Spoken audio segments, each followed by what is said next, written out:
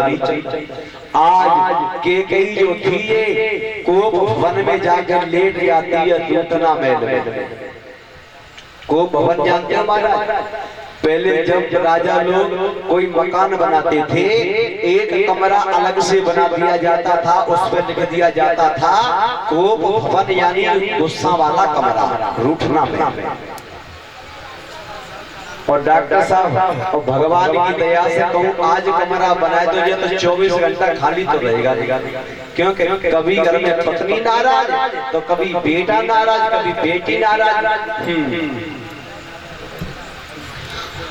कोप भवन में लेट गई और महाराज दशरथ को बुलाया है। दशरथ ने जैसे रानी का ये बुरा हाल देखा, दशरथ बोले रानी रानी रानी क्या बात है, तुम मुझसे बोल क्यों नहीं रही हो? क्या मुझसे कोई भूल हो गई है? बता दो। लेकिन कहीं कुछ नहीं बोल रही है। दशरथ बोले रानी मुझे बता दो, तुम्हें मेरी कसम है। महाराज मुझे ये बताओ, मैं तुमसे आज जो मांगूंगी क्या आप मुझे दोगे? बोले मतलब? मेरा मतलब ये है कि दो वरदान मेरे तुम्हारे पास रखे हैं, आप मेरे वरदानों को मुझे वापस कर दो। बोले कोई बात नहीं है, मांग लो वरदान।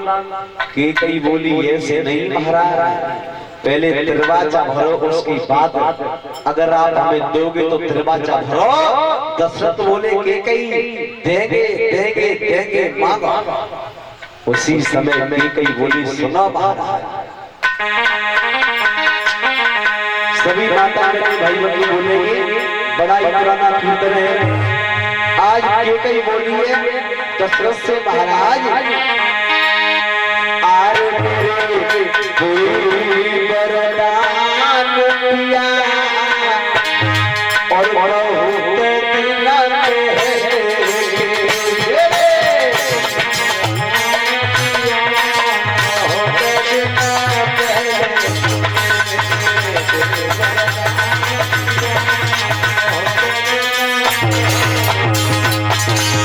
महाराज आप मेरे को वरदान दे दो मुझे। अरे मेरे कोई वरदान दिया बहुत मेरे दो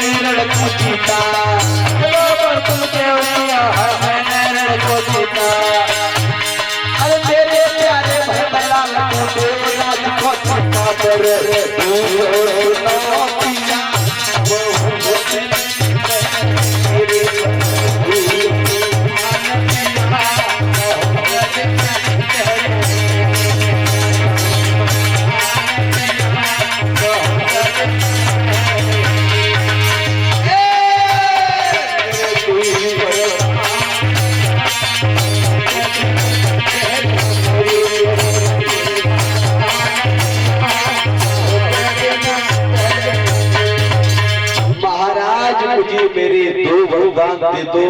पहला वरदान ये दे दो कि राम का राज तिलक नहीं होना चाहिए, जो मेरा पुत्र भरत है उसका राज तिलक होना चाहिए।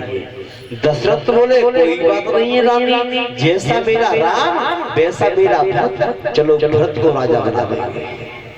लेकिन केकई बोली महाराज दूसरा वरदान अगर तुमने सुन लिया तो तुमसे सुना नहीं जाएगा, तुम्हारे कान बहरे हो जाएंगे। दशरथ बोले कहो। महाराज दूसरा वरदान मेरा ये है कि जो कौशल्या का पुत्र तुम्हारा बड़ा पुत्र राम है उसे 14 वर्ष का वनवास होना चाहिए।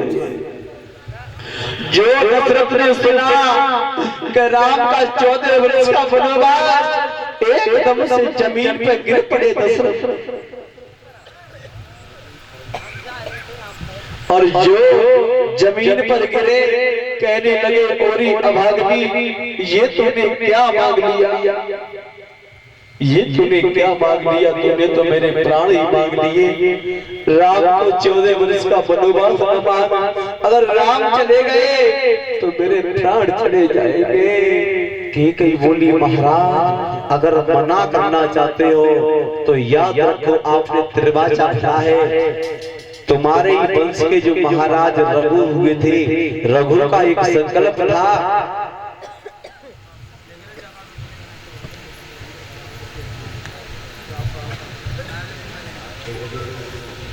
51 रुपए श्रीमान डी के ठाकुर और 51 रुपए श्रीमान सत्येंद्र यादव और 21 रुपए श्रीमान अनमोल गुरु, इनकी तरफ से ये पुरस्कार